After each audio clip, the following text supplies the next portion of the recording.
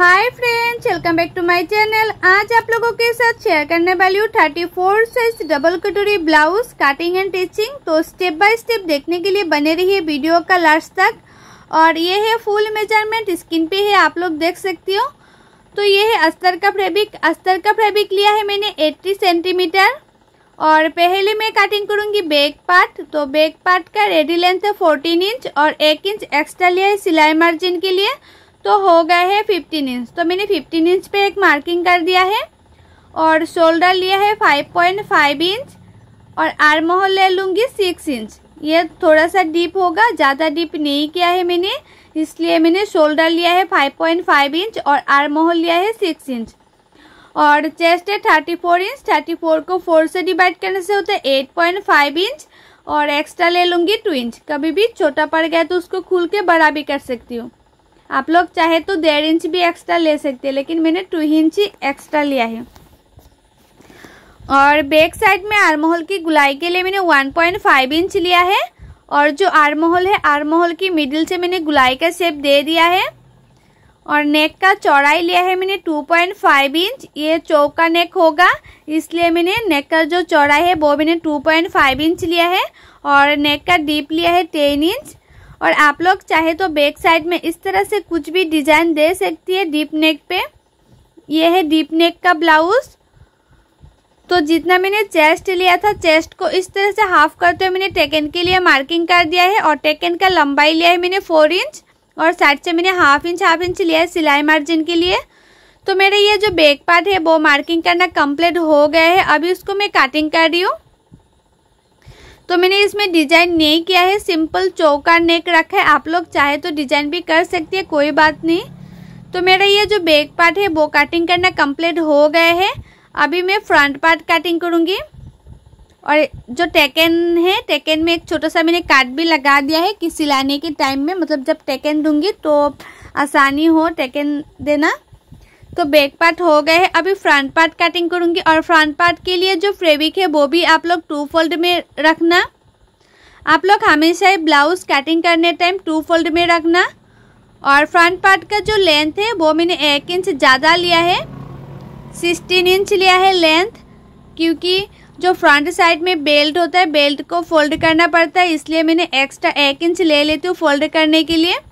और शोल्डर लिया है मैंने 5.5 इंच, आर्म होल लिया है 6 इंच और चेस्ट है 34 इंच। 34 को 4 से डिवाइड करने से होता है 8.5 इंच। उसके बाद एक्स्ट्रा ले लूँगी 2 इंच। और मैं आप लोगों को जैसे दिखा रही हूँ कटिंग एंड टिचिंग करना, आप लोग वैसे ही करेंगे कटिंग एंड टिचिंग। तो आप लोगों का जो ब्लाउज है वो 100% नहीं 1000% गारंटी के साथ बोल रही हूँ, फिनिशिंग के साथ फिटिंग होगा। और आर्म होल की गुलाई का शेप देने के लिए मैंने फ्रंट साइड में 1 इंच लिया है। अभी जो आर्म होल होता है उसका शेप भी दे दिया है। और नेक का चौड़ाई लिया है 2.5 इंच और फ्रंट नेक का डीप लिया है मैंने 6.5 इंच। तो फ्रंट साइड में भी मैं गुलाई का शेप दे दिया है। और जो शोल्डर है, शोल्डर से नीचे तक मैंने 11.5 में एक मार्किंग कर दिया है।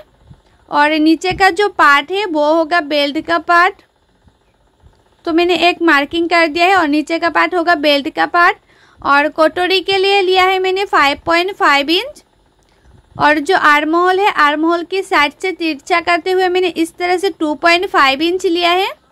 और जितना मैंने नेक लिया था लंबाई, उससे 1 इंच ऊपर और एक मार्किंग कर दिया है। अभी तीनों मार्किंग को मैंने इस तरह से मिला दिया है। और जो मैंने आर्म होल की साइड से 2.5 लिया है, आप लोग हर साइज में 2.5 ही लेना, क्योंकि ये कंपलसरी है, लेना ही पड़ेगा। और कटोरी मैंने जितना लिया था, कटोरी को हाफ करते हुए एक मार्किंग कर दिया है। और उसी मार्किंग का लंबाई लिया है मैंने 2.5 इंच। और साइड से मैं 3 इंच पे और एक मार्किंग कर दूंगी कटोरी का शेप देने के लिए। अभी मैं जो कटोरी है, कटोरी का शेप दे दूंगी। तो देखो मैंने ये 3 इंच लिया है और ये लिया है 2.5 इंच। और ये जो बेल्ट है, बेल्ट का शेप देने के लिए मैंने ऊपर हाफ इंच पे एक मार्किंग कर दिया है। और तिरछा करते हुए इस तरह से लाइन को मैंने मिला दिया है, मतलब बेल्ट का शेप दे दिया है। तो मेरा ये जो फ्रंट पार्ट है वो भी मार्किंग करना कंप्लीट हो गया है। अभी इसको कटिंग कर रही हूँ। और मेरी यूट्यूब चैनल पर हर साइज का blouse cutting and stitching video already upload है। आप लोग नहीं देखे तो जाके ज़रूर देखिएगा। और कटिंग एंड स्टिचिंग सीखने के लिए मेरी यूट्यूब चैनल को सब्सक्राइब भी कर दीजिएगा। और जो लोग मेरे पेज में देख रहे हैं वो लोग मेरे पेज को फॉलो कर देना कटिंग एंड स्टिचिंग सीखने के लिए। तो देखो जिस तरह से मैंने मार्किंग किया था उसी की किनारे किनारे पे मैंने इस तरह से कटिंग कर लिया है। अभी सिर्फ हमें जो कटोरी है कटोरी की पार्ट को बड़ा करना है, क्योंकि ये जो कटोरी का पार्ट है वो छोटा पड़ गया है। उसको मैं सही तरीके से बड़ा करना दिखाऊंगी। बहुत लोगों का प्रॉब्लम होती है ना, जो कटोरी होता है वो छोटा पड़ जाती है, क्योंकि आप लोग अच्छी तरह से बड़ा नहीं कर पाती है इसलिए छोटा पड़ जाती है। तो देखो ये जो फर्स्ट कटोरी है, फर्स्ट कटोरी को मैंने इस तरह से फैब्रिक के ऊपर रखा है और चारों ओर मैंने मार्किंग कर दिया है। तो देखो जो कटोरी है कटोरी के नीचे की साइड से मैंने 1.5 इंच बढ़ा कर रही हूँ। 1.5 इंच लिया है। आप लोग चाहे तो 1 इंच भी ले सकते हैं। आप लोगों का कटोरी छोटा चाहिए तो मैंने थोड़ा सा बड़ा चाहती हूँ इसलिए मैंने 1.5 इंच लिया है साइड से। और ऊपर की साइड से मैंने हाफ इंच लिया है। आप लोग नीचे की साइड से मतलब जहाँ मैंने 1.5 इंच लिया था मतलब 1.5 इंच लिया था वहाँ आप लोग 1 इंच भी ले सकते हैं, लेकिन ऊपर जो मैंने हाफ इंच लिया है वो हाफ इंच लेना ही पड़ेगा, वो कम नहीं कर सकती है।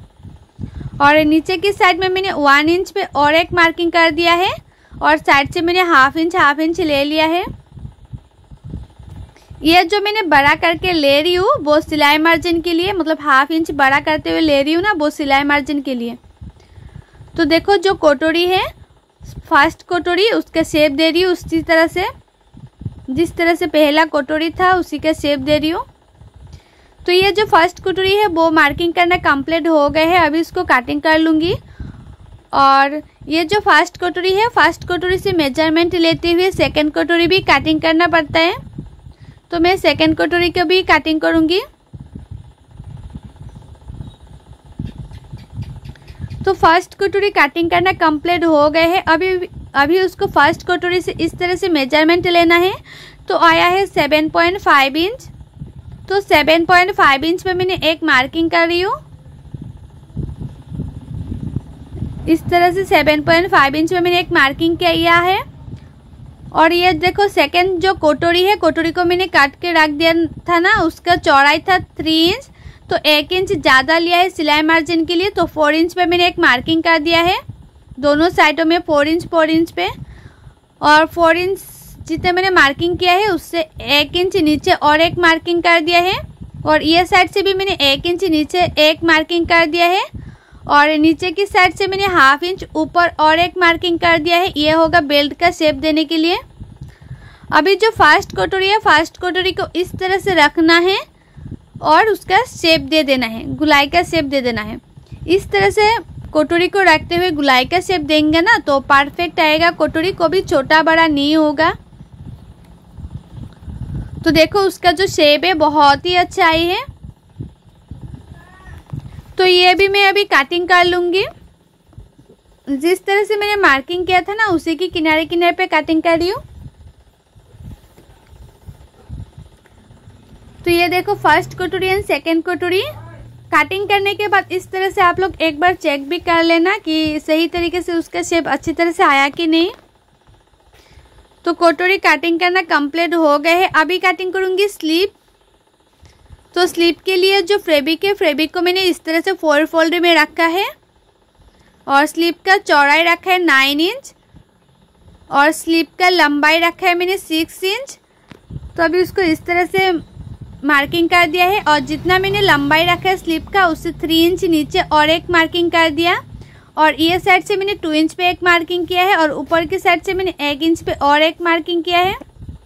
अभी दोनों मार्किंग को मैं इसी तरह से मिला दूंगी और जो स्लीव है उसका शेप दे दूंगी। और आप लोग चाहे तो स्लीव का लंबाई भी कर सकते हैं, लेकिन मैंने स्लीव का लंबाई इतना नहीं रखा है। और मुहूरी लिया है 5.5 इंच, एक्स्ट्रा ले लिया है 2 इंच। कभी भी स्लीव छोटा पड़ गया तो साइड से खुल के बड़ा भी कर सकते हो। तो मेरा ये जो स्लीव है वो भी मार्किंग करना कंप्लीट हो गए है। अभी इसको कटिंग कर रही हूँ। और स्लीव को आप लोग हमेशा ही फ्रंट साइड में 1/2 इंच अंदर रखते हुए कटिंग कर लेना। तो देखो मैंने फ्रंट साइड में 1/2 इंच अंदर रखते हुए स्लीव को कटिंग कर लिया है। तो मेरा ये जो स्लीव है वो कटिंग करना कंप्लीट हो गए हैं। ये है एक एक पार्ट। तो अस्तर का फैब्रिक में कटिंग करना कंप्लीट हो गया है। अभी मेन फैब्रिक में कटिंग करूंगी। तो ये है मेन फैब्रिक, और मेन फैब्रिक को भी आप लोग हमेशा 2 फोल्ड में रखना। तो मैं 2 फोल्ड में रखते हुए जो अस्तर का फैब्रिक है एक एक पार्ट को मैं इस तरह से बिछा दूंगी, मतलब मेन फैब्रिक के ऊपर रख दूंगी। अभी मेन फैब्रिक को भी काट कर लूंगी, और जो मेन फैब्रिक है वो मैं थोड़ा सा बड़ा रखते हुए कटिंग कर रही हूँ ताकि सिलाई करते टाइम आसानी हो। मतलब अस्तर का जो फैब्रिक है, अस्तर का फैब्रिक को मेन फैब्रिक के साथ जॉइन करना पड़ता है। तो थोड़ा सा बड़ा रखते हुए कटिंग करेंगे तो जॉइन करने में आसान होता है। तो सारे पार्टों में मैंने इसी तरह से थोड़ा सा बड़ा रखते हुए कटिंग कर रही हूँ। तो एक एक पार्ट को मैंने इस तरह से कटिंग कर लूंगी। तो कटिंग करना कंप्लीट हो गया है। अभी मैं मशीन पे चले आई, और जो अस्तर का मेन फैब्रिक है, मतलब अस्तर का फैब्रिक को मेन फैब्रिक के साथ मैंने जॉइन कर लिया है सभी पार्टों में, ये आप लोग देख सकती हो। और जो एक्स्ट्रा फैब्रिक है वो मैंने अच्छी तरह से काट भी कर लिया है। अभी कटोरी जॉइन करके आप लोगों के साथ शेयर करने वाली हूँ। तो देखो कटोरी का जो पार्ट है वो मैंने एक एक पार्ट को इस तरह से रखा है।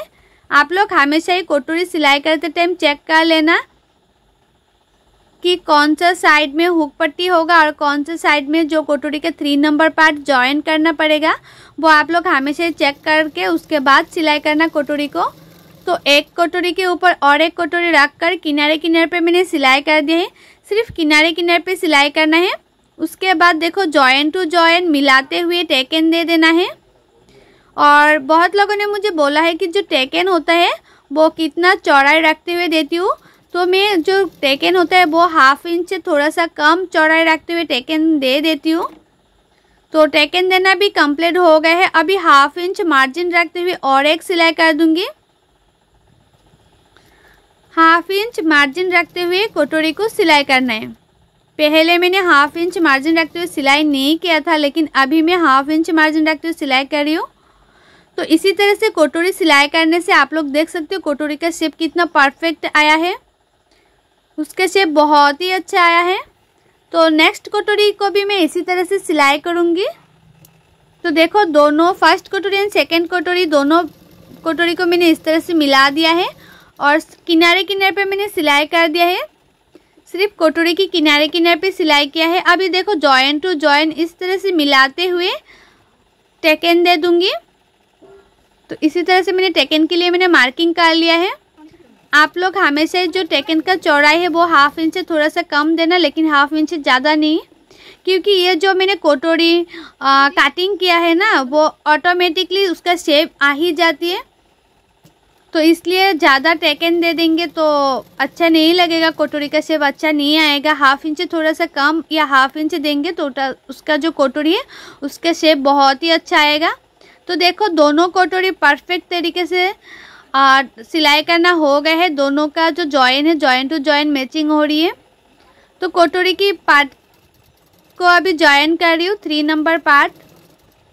तो दोनों पार्टों को इसी तरह से मिलाना है, हल्के हल्के हाथों से मिलाना है और सिलाते जाना है। ज़्यादा खींचना नहीं है, ज़्यादा खींचेंगे तो जो कटोरी के पार्ट होता है वो छोटा बड़ा हो जाती है, उसके बाद और दिक्कत आती है।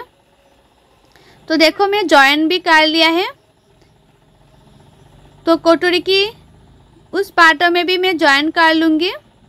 तो पहले मैं बेल्ट लगा लूँगी।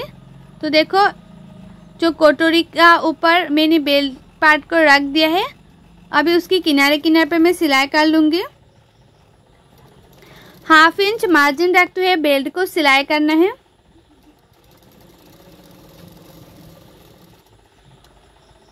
तो एक सिलाई कर दिया है, उसकी किनारे किनारे पे और एक सिलाई कर दूंगी, मतलब उल्टा करते हुए मैं सिलाई कर रही हूँ अभी।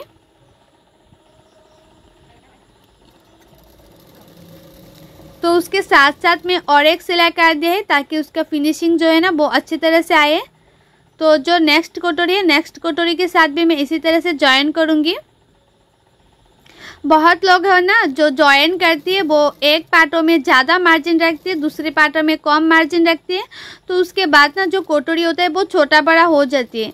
तो मुझे मैसेज करके बोलती रहती है कि मैम जो कटोरी होता है वो छोटा बड़ा क्यों हो जाती है, क्योंकि आप लोग दोनों कटोरी में सेम मार्जिन नहीं रखती है। एक कटोरी में ज़्यादा मार्जिन रखती है और एक कटोरी में कम मार्जिन रखती है, तो इसीलिए आपका जो कटोरी होता है वो छोटा बड़ा हो जाती है।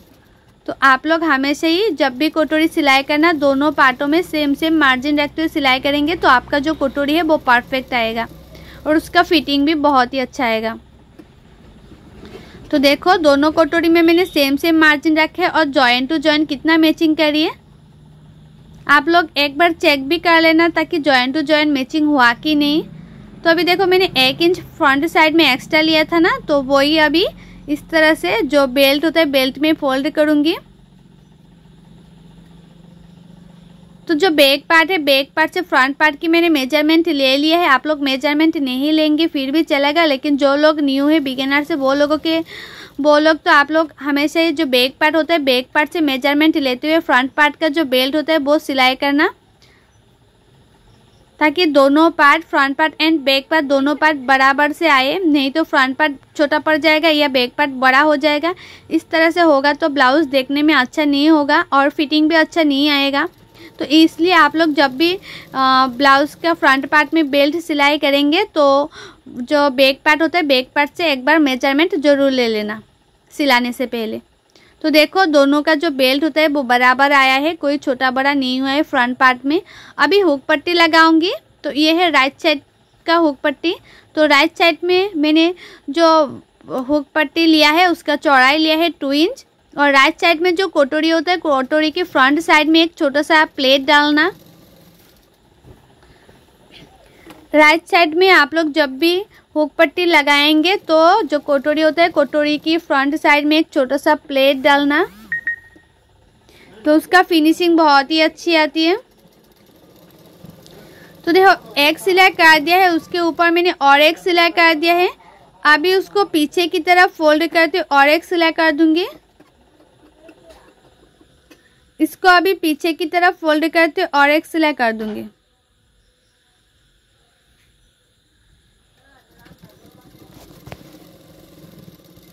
अभी उसको इस तरह से पीछे की तरफ मैं फोल्ड करते हुए और एक सिलाई कर रही हूँ। तो ये जो राइट साइड का पार्ट है वो हो गया है, हुक पट्टी लगाना कंप्लीट हो गया है राइट साइड का। तो देखो उसका फिनिशिंग कितना अच्छे से आया है। अभी लेफ्ट साइड में हुक पट्टी लगाऊंगी। तो लेफ्ट साइड का जो हुक पट्टी का चौड़ाई है वो आप लोग हमेशा 4 इंच लेना। और लेफ्ट साइड में देख रही हो आप लोग जो मैं हुक पट्टी लगा रही हूँ वो मैं उल्टा करते हुए हुक पट्टी लगा रही हूँ। आप लोग हुक पट्टी भी अच्छी तरह से लगाना। हुक पट्टी अच्छी तरह से नहीं लगाएंगे तो फ्रंट साइड में फिनिशिंग अच्छा नहीं आएगा।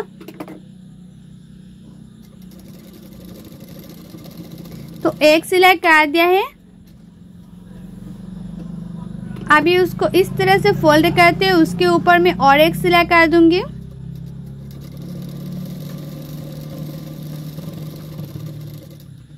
अभी फ्रंट साइड की तरफ करते हुए उसको फोल्ड करते हुए और एक सिलाई कर लूंगी। तो हमारा जो हुक पट्टी है वो रेडी हो जाएगा। उसके बाद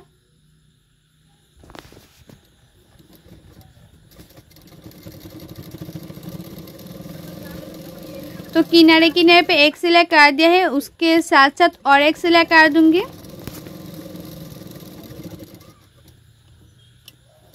तो देखो दोनों पार्टों में हुक पट्टी लगाना कितना आसानी से हो गए है और फिनिशिंग से भी हुआ है।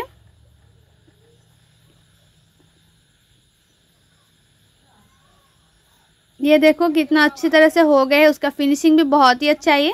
तो आप लोग दोनों पार्टों को इस तरह से चेक करते हुए एक बार वो भी चेक कर लेना कि दोनों जो फ्रंट पार्ट का नेक है वो गुलाई का शेप अच्छी तरह से आया कि नहीं। तो थोड़ा सा तिरछा हुआ था तो एक्स्ट्रा जो तिरछा हुआ था वो मैंने काट कर लिया है। अभी नेक में फिनिशिंग देने के लिए मैंने इस तरह से एक्स्ट्रा पट्टी ले लिया है और मैं इसमें भी नेक का फिनिशिंग देने के लिए छोटा छोटा प्लेट डालते हुए नेक का फिनिशिंग दे रही हूँ, क्योंकि ये जो नेक में एक्स्ट्रा फैब्रिक लगा रही हूँ वो मैंने उरेप काट नहीं किया था, सिंपल सीधा काट किया था, क्योंकि फैब्रिक बहुत ही कम था इसलिए मैंने सिंपल सीधा काट किया था। और उसके बाद मैं इस तरह से छोटा छोटा प्लेट डालते हुए जो नेक है नेक का फिनिशिंग दे रही हूँ। उसके बाद देखो मैं एक छोटा छोटा काट भी लगा दिया है। अभी उसको इस तरह से उल्टा करते हुए और एक सिलाई कर दूंगी। जो मैं एक्स्ट्रा फैब्रिक लगाया है ना, जो एक्स्ट्रा फैब्रिक में सिलाई करना है, मेन फैब्रिक पे नहीं। तो मैंने एक्स्ट्रा फैब्रिक में सिलाई करना हो गया है। अभी साइड से मैं थोड़ा सा एक्स्ट्रा फैब्रिक को काट भी कर रही हूँ ताकि पीछे की तरफ फोल्ड जब करूँगी तो ताकि वो मोटा ना लगे, मतलब ज़्यादा मोटा हो जाएगा तो देखने में अच्छा नहीं लगेगा ना, इसलिए पतली होगा सिलाई तो देखने में बहुत ही अच्छा लगता है, इसलिए मैंने एक्स्ट्रा फैब्रिक थोड़ा सा काट कर लिया है। तो उसके बाद देखना दोनों जो नेक है नेक का फिनिशिंग आप लोग इसी तरह से दे देना। और मैं बैक पार्ट का नेक का भी फिनिशिंग मैंने इसी तरह से दिया है, मतलब बैक पार्ट में भी मैंने इसी तरह से एक्स्ट्रा पट्टी लगाया है, लेकिन बैक पार्ट का जो नेक है वो मैंने शेयर नहीं किया है आप लोगों के साथ। फ्रंट पार्ट में मैंने जिस तरह से नेक में एक्स्ट्रा पट्टी लगाया है ना, वैसे ही मैं बैक पार्ट में भी एक्स्ट्रा पट्टी लगाया है, उसका फिनिशिंग भी बहुत ही अच्छा आया है। तो दोनों पार्टों में मैंने इसी तरह से एक्स्ट्रा जो नेक का पट्टी है वो लगा दिया है और एक्स्ट्रा पिन भी लगा दिया है।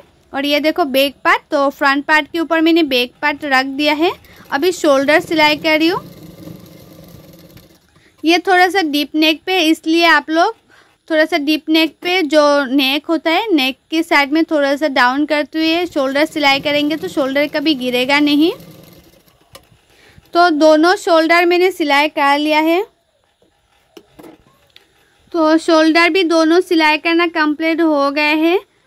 अभी साइड से भी मैं सिलाई कर लूँगी, सिर्फ एक सिलाई कर लूँगी और फिटिंग का सिलाई स्लीव लगाने के बाद करूँगी। अभी फिटिंग का सिलाई नहीं करूँगी, सिर्फ किनारे किनारे पे मैंने एक सिलाई किया है। दोनों साइडों में मैंने इसी तरह से एक सिलाई कर दूँगी। तो देखो दोनों साइडों में मैंने सिलाई कर दी है और साइड से थोड़ा सा एक्स्ट्रा फैब्रिक को मैंने काट कर लिया है दोनों साइडों से। अभी स्लीव लगाऊंगी तो उसको मैंने उल्टा कर लिया है और बैक साइड में मैंने लेस लगा दिया है। जो नेक है नेक देखने में और भी खूबसूरत लग रहा है क्योंकि मैंने लेस लगाया है इसलिए। तो ये देखो स्लीव, तो स्लीव का जो मिडिल है मिडिल में एक छोटा सा मार्क कर दिया है और ये जो मैंने मार्क किया है वो शोल्डर की मिडिल में मैंने रखा है। अभी स्लीव भी सिलाई कर लूँगी और 1/2 इंच मार्जिन रखते हुए स्लीव सिलाई कर लेना है। और आप लोग स्लीव हमेशा ही मिडिल से लगाना। जो ब्लाउज होता है ब्लाउज का जो शोल्डर होता है शोल्डर की मिडिल से स्लीव लगाएंगे तो कभी छोटा बड़ा नहीं होगा, परफेक्ट तरीके से स्लीव लगाना कंप्लीट हो जाएगा। और दोनों स्लीव में मैं इसी तरह से सिलाई करूँगी। और स्लीव की जो मोहरी है मोहरी की साइड में मैंने लेस लगाया है, मतलब लेस लगाया है। आप लोग चाहे तो लेस लगा भी सकते हैं या अवॉइड भी कर सकते हैं, लेकिन लेस लगाने से देखने में बहुत ही खूबसूरत लगता है।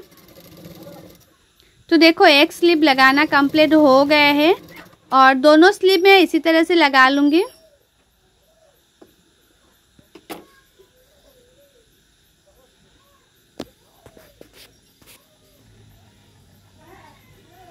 तो एक स्लीव लगाना कंप्लीट हो गया है।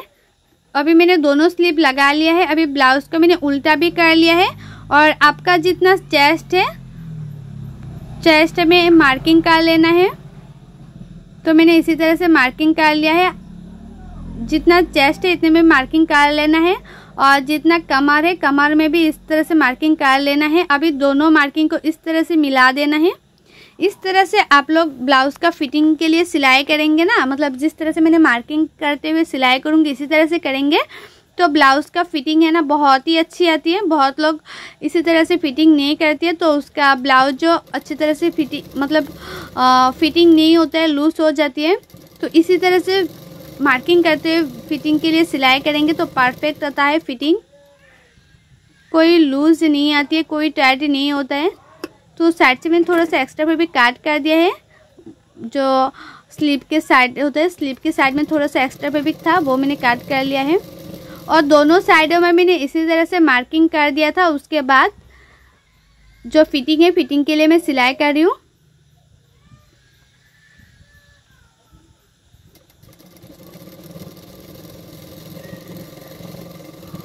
तो देखो मैं फिटिंग के लिए सिलाई कर दिया है दोनों साइडों में। तो फिटिंग का सिलाई करना कंप्लीट हो गया है। अभी उसको उल्टा कर रही हूँ।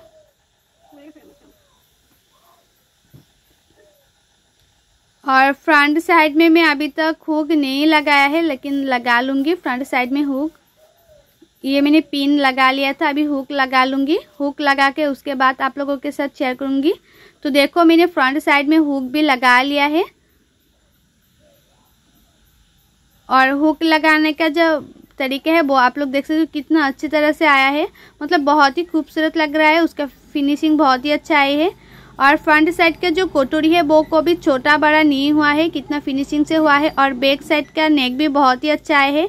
और ये है ब्लाउज का फुल लुक, कितना खूबसूरत लग रहा है। उसका फिनिशिंग कितना अच्छे से आया है, ये आप लोग देख सकते हो। कोटोरी का जॉइंट टू जॉइंट कितना मैचिंग हो रही है। और ये जो ब्लाउज है उसका फुल कटिंग एंड टिचिंग का वीडियो आप लोगों को अच्छा लगा है तो लाइक शेयर सब्सक्राइब जरूर कर देना। और आप लोगों को कुछ भी डाउट है तो मुझे कमेंट करके जरूर बताना। और आप लोगों को मेरा ये जो वीडियो है वो कैसा लगा है कमेंट करके जरूर बताना। सो बाय, थैंक्स फॉर वॉचिंग। मिलती हूँ नेक्स्ट वीडियो पे।